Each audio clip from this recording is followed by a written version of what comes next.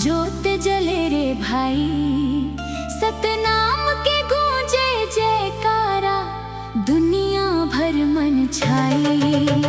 जय गुरु घासीदास बाबा, जय सतनाम पुकार, मानवता की राह दिखाइस, जग मन करिस उजियार। जय सतनाम, जय सतनाम, जय सतनाम,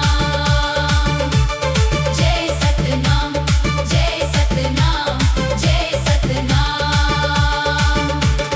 जय सतनाम, जय सतनाम, गूंजे चारों धाम। जय सतनाम, जय सतनाम, गुरु के अमर नाम।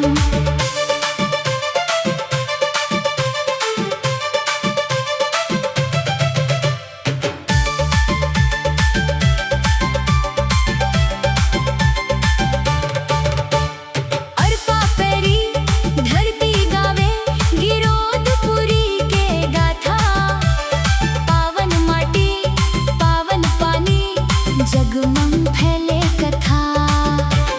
जहाँ तप करके गुरु बाबा, सत्य के दीप जलाए, अंधविश्वास और भेदभाव के बंधन सब मिटाए।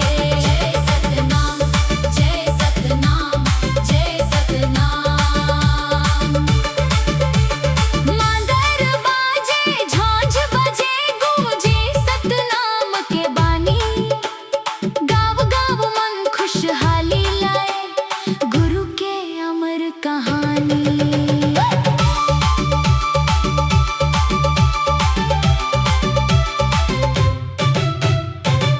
मन के एक समान, संदेश दुनिया दीन है, ऊंच नीच और जात पात के बंधन सब लाछी है।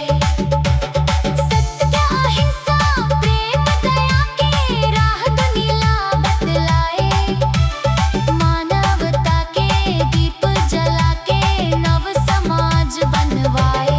जय सतनाम, जय सतनाम, जय सतनाम,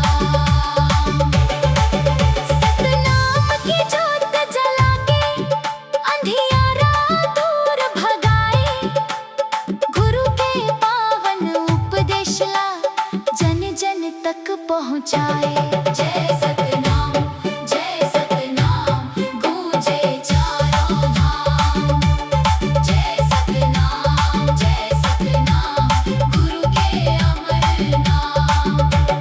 जय सतनाम, जय सतनाम, जय सतनाम, जय सतनाम।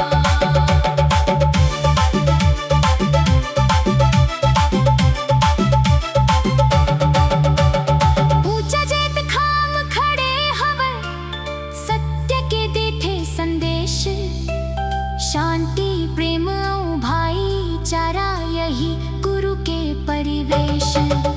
सफेद ध्वजा लहराई, सत्य के राह बतावे, गिरोधपुरी के पावन धरती, सबके मन हर्षावे। धरती गावे, गगन गावे, नदियाँ गावे गान, जय सतनाम के जयकारा, गूंजे सकल जहान। जय सतनाम, जय सतनाम, जय सतनाम, मादर झांझ